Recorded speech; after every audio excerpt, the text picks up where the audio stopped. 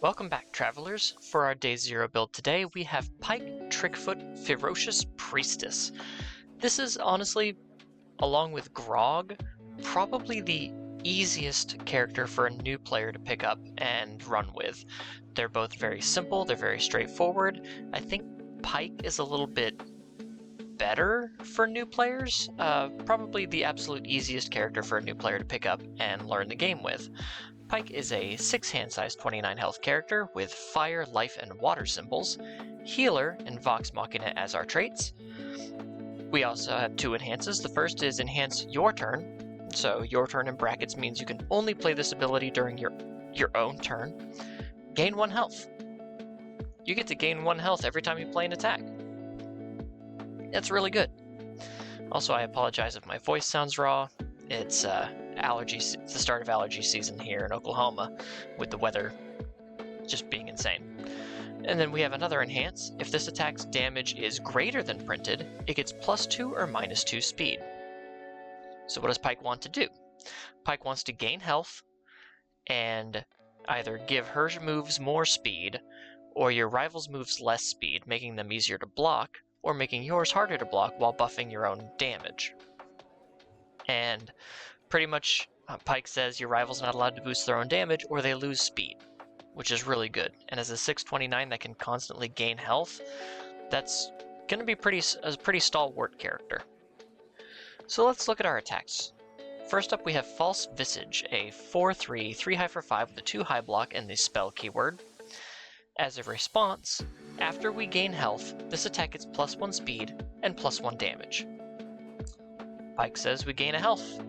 This becomes a 4 high for 6, and then with Pike, because we have increased its damage, it becomes a 6 high for 6 on a 4 diff. That's pretty solid stats on a 4 diff. Then we have this Healer Blitz, which means we can only use this blitz if our character is a healer, which Pike is. Gain 2 health. So we gain 2 health, make this a 4 high for 6, then we gain a health with Pike, make it a 5 high for 7, and then use Pike to make it a 7 high for 7 on a 4 diff. That is an incredible stat line up there. Next we have Holy Mace Beam. This is a 5/3, 4 high for 5 with a 2 high block. We have Stun 1 and Spell as our keywords. Stun 1 meaning our rival has to commit 1 foundation. That is an enhance ability for us. We can force our rival to commit 1. As a Blitz, if our rival has 8 or more ready foundations, this attack gets +2 to its stun rating. So it becomes a Stun 3 if they have 8 or more ready foundations. That's really good. And then as a response, if this attack is blocked, we add the top card of our rival's deck to their card pool face down. So instead of only having 1 card in their card pool for blocking, they get 2 cards in their card pool for blocking after we stun possibly 3 foundations. That's debilitating. Stun 3 and then you have to put 2 cards in your card pool to block this card. This is probably just the freest 5 damage you're going to put on the board.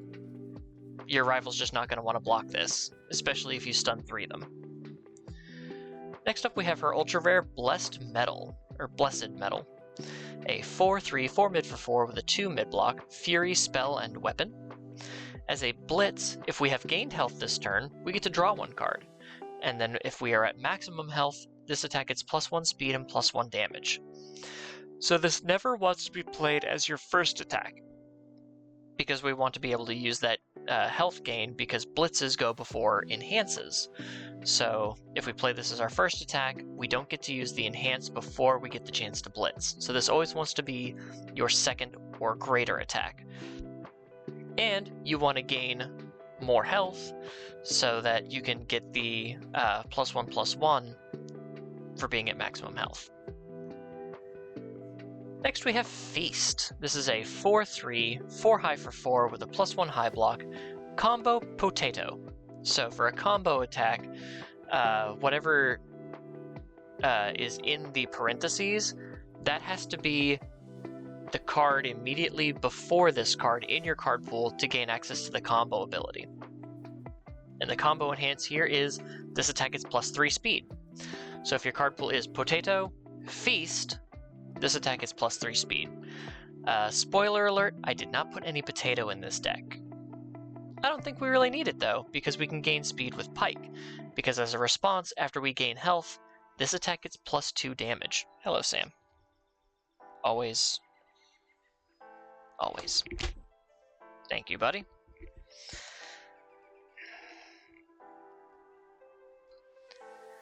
I love him, but he's a pain.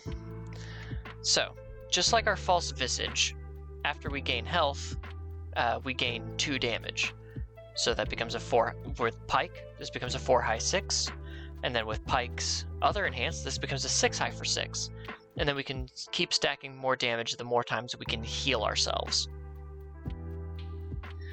But what better way to guarantee that all of our attacks are going to get +2 speed with Pike than Titan Armbar?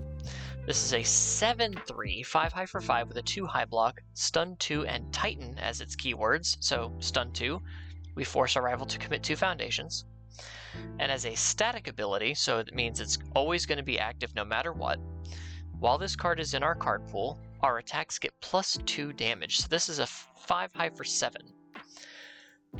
Secret text on this card is all of your attacks will also get +2 speed because of Pike. So this becomes a 7 high for 7. This becomes a 6 high for 6 before we even gain health.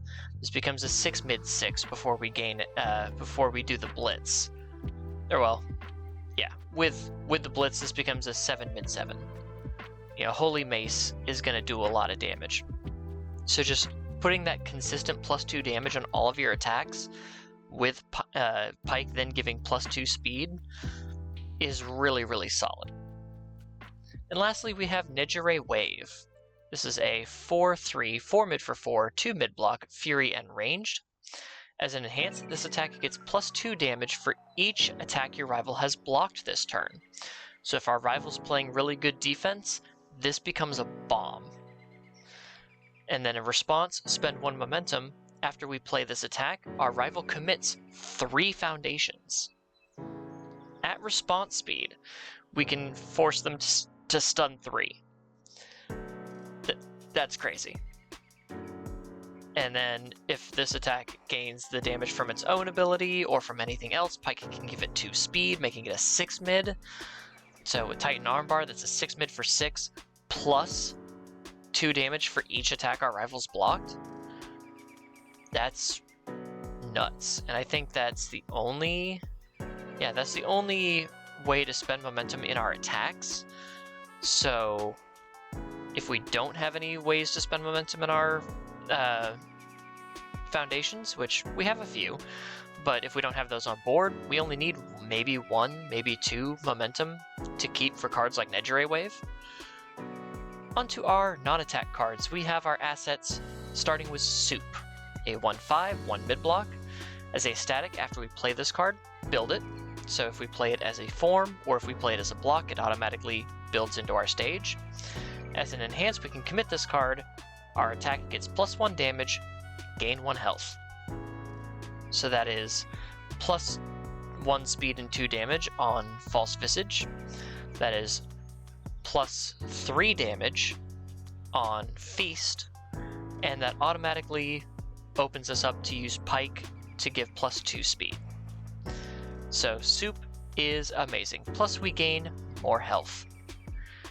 And then Item Box, it's just one of my favorite defensive pieces. It's a 2/5, 2 low block, enhance commit, return this attack to its printed speed, printed damage, return it to its printed zone, and if it was unblockable, it is no longer unblockable. So just turn everything back to the printed stats of the card, deal with it then, make it super blockable, or just be able to tank it because its damage is low. Really good card. Didn't put any actions or backups in this deck. Didn't think we needed them. So on to our foundations. We have Battle Priest, a 2/5, 3 low block with Deflect 2. Deflect being a response that activates in your hand. Add this card to your card pool. After the block step of your rival's attack, it gets -2 damage, but you can only play 1 deflect ability per attack. So you usually want to deflect when you're either dealing with a throw or you're not blocking. Personally, I wouldn't use deflect unless I'm not blocking, because to block and then deflect is just math you don't want to do. So I would always deflect if you're not going to block, but that's 2 less damage that you would take from an attack. But if it's in your stage, you have Enhanced Commit. If you have gained health this turn, this attack gets +1 speed and +2 damage. So in Pike, that's 3 speed and 2 damage. This 1 commit plus Pike's ability is Toga's Enhance on her first attack. 3 speed, 2 damage. But you can put this on any attack that you play. Very, very powerful card. Very nice. Next we have Rejuvenating Prayer, a 1/4 with a 3 low block. It also has Deflect 2 and Spell as a first enhance, so this means the first enhance that we play during our enhance step. Technically it could be any enhance step, but we only want to play this on our turn. So the first enhance we play during our enhance step, if your attack is blocked, gain 1 health.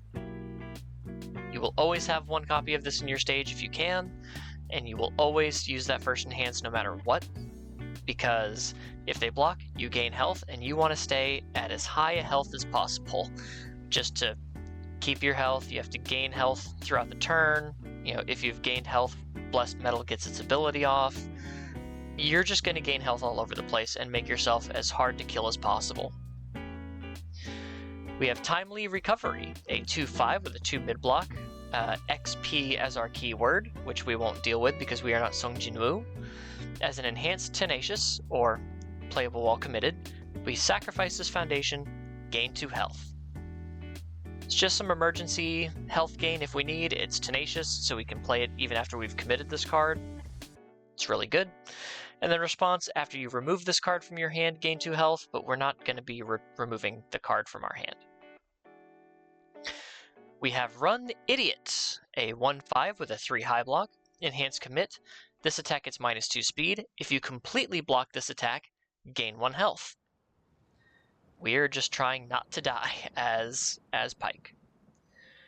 We have Summoned Home, a 1/5, 2 low block, enhanced flip. If you have gained health this turn, this attack gets +1 speed and +1 damage. Otherwise, gain 1 health. So we can either gain a little health, or we can give a little stats.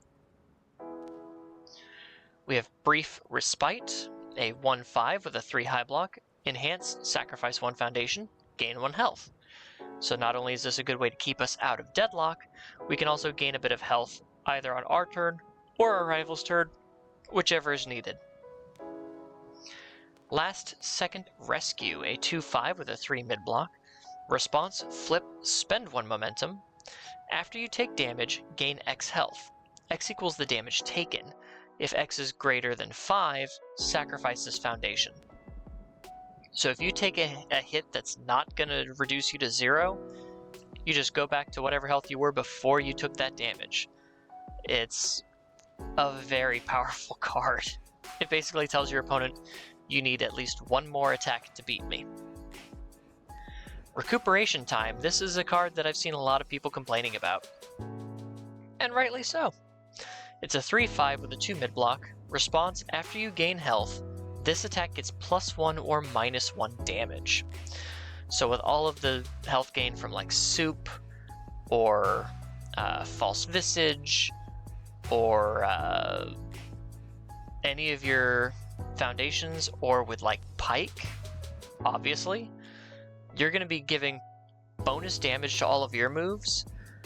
And if you can heal on your rival's turn, you're going to give minus damage to their moves. Soup can be played on your rival's turn. It says your attack gets +1 damage, gain 1 health. So the attack would not gain damage, but you could still gain health defensively. And you have cards like Brief Respite.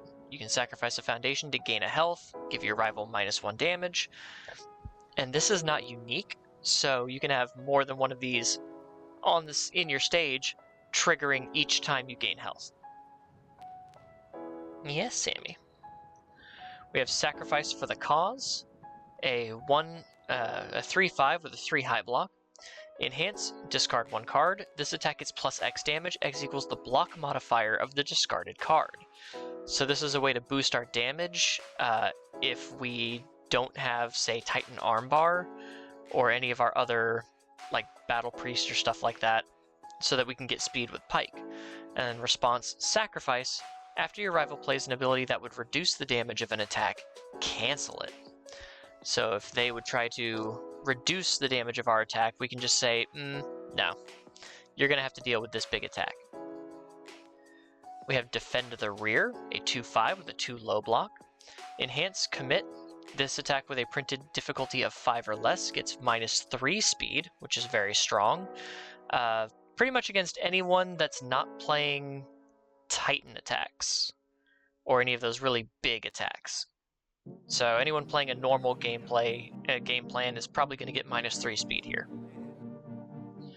We have Same Old Field Rations, a 3/5 with a 2 mid block. Response once per turn, Tenacious, playable while committed. After you gain health, ready this foundation. If your rival has 10 or more foundations, ready 1 extra foundation. So this is both offensively and defensively. You can ready this card and maybe another card if your rival has 10 or more foundations just by activating Soup or activating Pike. Just gaining health, ready your stage. Very, very good card. We have Refreshing Blend, a 2/5 with a 2 mid block. Enhance, spend 1 momentum, gain 2 health. We want to gain health. We need a use for momentum. And then Enhance, spend 1 momentum, ready 1 foundation that has not been readied this combat phase. It's just a really good way to use our momentum since our attacks, except for Nejire Wave, don't really need it. We have Keiko's Aid, a 2/5 with a 3 high block. Response Flip. After you block an attack, your rival's next attack gets +2 difficulty. It's just a great way to try to say, hey, stop attacking me. That's enough. We have Syndicate Target, a 0/6 with a 0 low block. As a static, if we block with this card, we lose 1 health, but otherwise it's like one of the best blocks in the game, and it's got a 6 check. And finally, Nejire-chan of the Big 3, a 1/5 with a 2 high block. Enhance, sacrifice 1 foundation. This attack gets +1 damage, and hey, if it's blocked, we gain a health. We're going to gain health all over the place. Pike is going to be very hard to kill. You're basically going to want to bomb her in 1 or 2 big attacks, because she's going to be able on her turn to just gain a whole bunch of health back, unless she draws only like 1 or maybe 2 attacks. But even then, there's so much health gain in this kit and on these symbols, well, on the life symbol, that Pike's going to be really hard to kill. So if you're a newer player and you want to build a deck that's fun, kind of hard to kill, and will let you play the game without having to worry about big crazy combos or lots of different interactions and stuff, it's just like, hey, I want to gain some health, I want to get some damage, get some speed, and just calmly walk my way through this game. I think Pike is a really good choice. Like I said, Grog is also a really good choice for just like a very simple new player friendly deck. Grog's a little bit more aggressive and unga bunga with it, but Pike is very much more, I wouldn't say control or defensive, but she keeps her guard up while she's walking forward, instead of Grog, who's just swinging wildly at things like a barbarian does. Yeah, I like her. I think Pike is pretty cool. I know a lot of people think she's boring, but that doesn't mean she's bad. Personally, I think Godzilla's boring. What are you going to do? You're just going to play City Rampage and a bunch of 5 diffs. Woo. It's kind of like the old Mirio decks before they banned Back Alley Haymaker. So you're just going to play Back Alley, you're going to make it a low. Who cares? So, boring doesn't mean bad necessarily, but it's also a great deck to learn with, and there's nothing wrong in taking it slow and learning with a boring character. Just get your feet under you, and you'll be fine. But, all that said, that's all I've got for Pike today. If you enjoyed this video, please leave it a like, subscribe if you have not yet. I would appreciate all the support I can get, and I will see you guys in the next one. Until then, take care.